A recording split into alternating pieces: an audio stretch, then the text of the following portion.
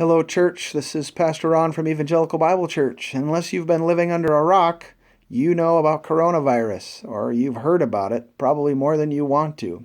But I also would bet that many of you are wondering and been waiting for a response from the church, wondering how are we going to handle it, particularly with our activities and our services that are planned in this weekend and the upcoming weeks. And so we want to let you know that we've been keeping an eye on it. The reason we waited until Friday to post this response is we wanted to let things play out a little longer so that we could just see where they're heading. And so a couple things that I want to share with you. First, I want to encourage you to stay informed and be careful where you get your information. The internet is ripe for conspiracy theorists and naysayers. Everybody's got an opinion, and the internet lets anybody tell it, but how many people actually have information? So for me, I've been going to the CDC website and Johns Hopkins University. That's information that I feel I can trust and know what's actually happening. So stay informed, know what's happening and how you can keep yourself safe. And then as you're informed, be smart about it. And so we want to do the same as we hold our services and activities. There is one case up in Ward County in North Dakota. I mean, it's been spreading throughout the United States, and we have every reason to believe that it will make its way through North Dakota as well. And only time will tell how bad it really gets. We really don't know. Everybody has an opinion, but at this point, hasn't reached Dickinson and that we're aware of. So we feel comfortable having our services and activities as they're regularly scheduled. But we are going to make a few adjustments. One is we will have somebody sanitize the door handles and the backs of the pews where people tend to put their hands on a Sunday morning. We'll clean those things shortly before the services on Sunday morning, and so we'll do that. We've also installed hand sanitizing stations throughout the church so that you can get a squirt of that and keep your hands cleaned as you walk by. But for you, a couple other things to consider. One is if you have a cough or a fever, these are symptoms of coronavirus. It doesn't mean you have it, but they are symptoms of coronavirus. If you have a cough or a fever, we would ask you to stay home. Some things we just don't need to be sharing with each other. We do have our services on Facebook Live, and so we'd encourage you to consider tuning into that. We also record the message and we put it on our website shortly after, and so you'd be able to listen to the message that way as well. We would also encourage, if you're elderly or your immune system is otherwise compromised and you feel at risk, we would encourage you to consider staying at home as well, at least for the time being, and again, tuning in through Facebook Live or also listening to the message online later. If you do choose to stay at home, please let us know.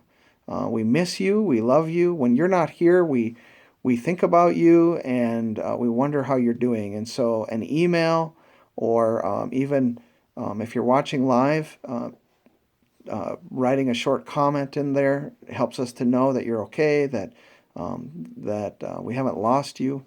And so please let us know. And obviously, if you're not feeling well, we would want to know that as well. We want to be praying for you and ministering to you in that way. A couple other things. When we do come to church, we are not going to be encouraging people to shake hands or hug, to greet in those ways. I am a hugger and I'm a handshaker, and so I feel for you guys, those of you who are really there. But this is a time to help to keep from spreading things, and so and to also honor those who maybe are a little more concerned. And so as we greet each other, maybe we want to take the way George Washington used to greet, with a bow. And but in any regard, we're not going to have our normal greeting time. And when you come through the door, please know somebody's not going to be reaching out their hand and give you that awkward decision of whether you want to choose it or not. For us, for now, this is how we're going to handle that. The other thing I want to encourage you is more for parents, and that is, something I'm not hearing people talk about, but I want to encourage you to instruct your children. Sit down and visit with them, and in an age-appropriate way, as best as you understand, explain what's going on.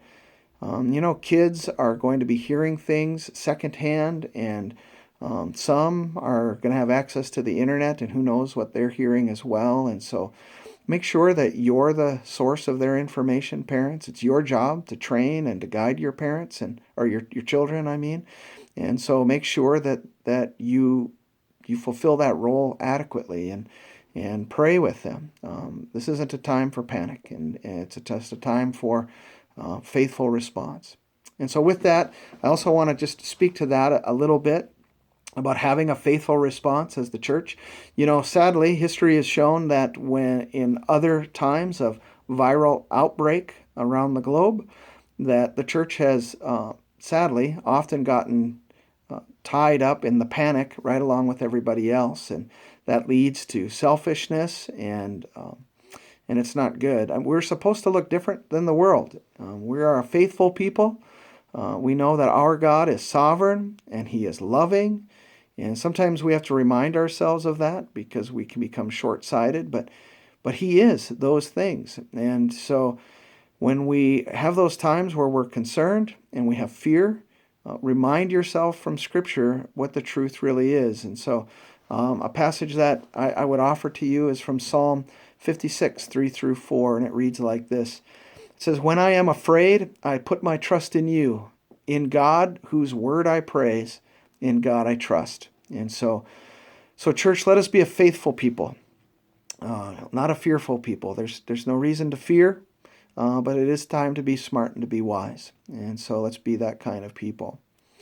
If you have any questions, you can certainly contact the church. You can send an email directly to myself if you'd like, pastor.ron@dickinsonebc.com. I don't email myself a lot. So send an email there, and we can. I will try to handle those as they come in. Or the church has an email as well, and those will get to whoever need to get those.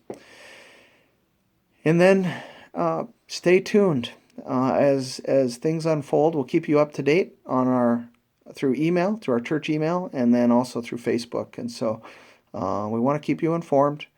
But for now, all of our activities, all of our services are still going. We're in contact with those people, and we feel good about them.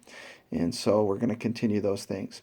Let me just end with this blessing, and I look forward to seeing those of you who will be in church this Sunday.